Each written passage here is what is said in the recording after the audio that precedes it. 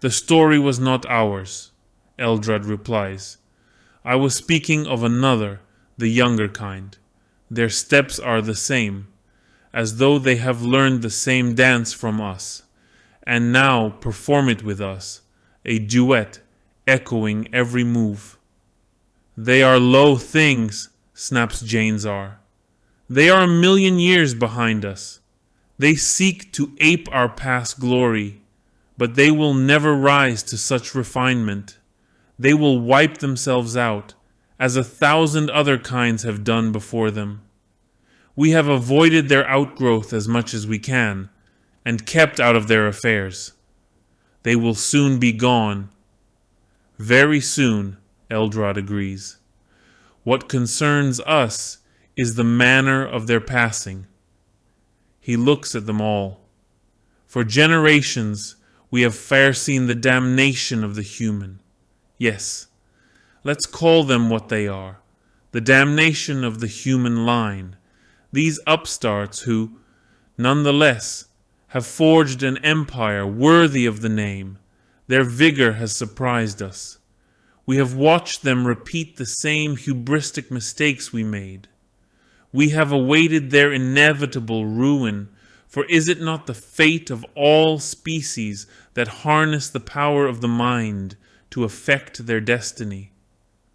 I warned of this, Ulthwé warned of this, but you refused involvement. I chose to ignore that decision. There is a murmur of dismay. I have manipulated certain parties in an effort to head off this disaster, for I knew then what you know now. Not only the human line shall perish. My efforts, over years of careful agency, have come to little. Some of my actions have been ill-judged, and I have trimmed the skeins of fate to correct them as best I can. But I have tried.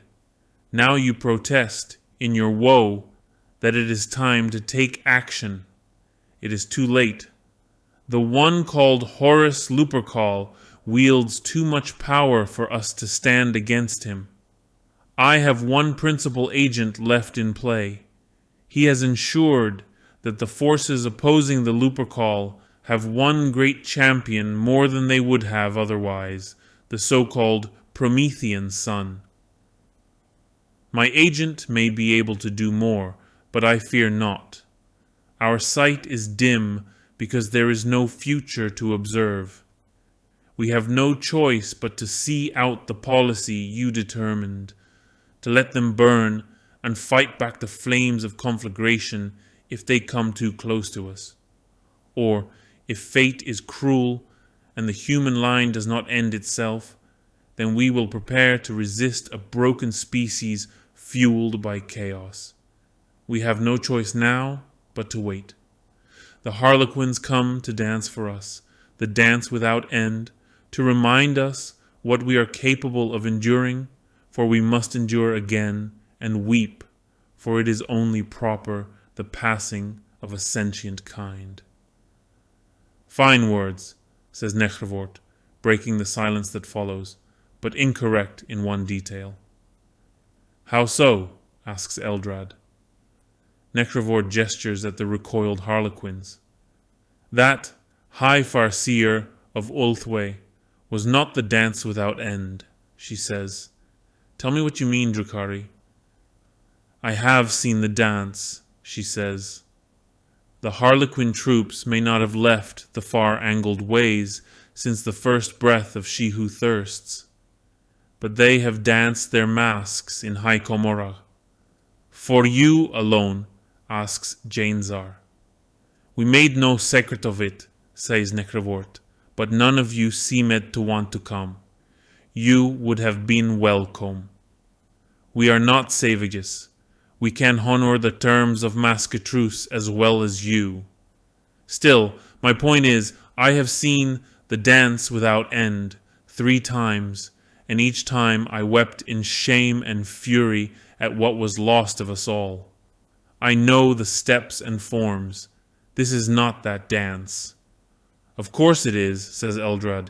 It is very like I agree, Farseer, she replies. The forms of it, the structure, and many of the steps, it follows the same pattern. It has the same number of performers, the same distinctions of light, dark, and twilight troops. The 4 mimes are still demons. The death jesters are still the harvesters of mortality. It depicts the fall of a race and the birth of a god. But these 9 troopers do not represent the old race, and the Arabenian solitaire does not represent she who thirsts. No, says Eldrad, you are mistaken. Am I? Asked the Drukhari emissary. I wish I was. She looks over at the Harlequins. What is the name of this dance? She asks. It is the dance of the End and the Death, hisses the troop master, the words awkward as though he has forgotten how to speak. And what role does the solitaire play? The one that shall be born, replies the troop master with a growl. The new god. Eldrad feels a chill upon his skin. It is not a simulation of the room. How has he not seen this? Or has he just refused to see it because the implications are too terrible? What is the name of your role? Eldrad asks the hooded soloist. The Dark King, the solitaire replies.